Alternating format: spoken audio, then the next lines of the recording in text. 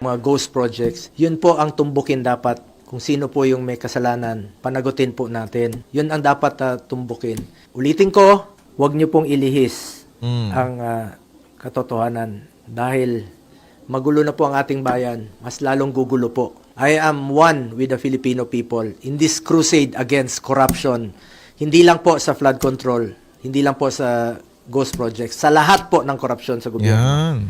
Kontra po ako dyan. Alam niyo kung bakit? Diversion na naman to. Nung una, si Escudero yung diversion nila at pinalabas na merong 30 million. Ngayon, anong ang issue ngayon? Bakit si Senator Bongo naman na napili nilang pagdiskitahan o targetin? Bakit? Kasi ang state witness ngayon, si Romualdez.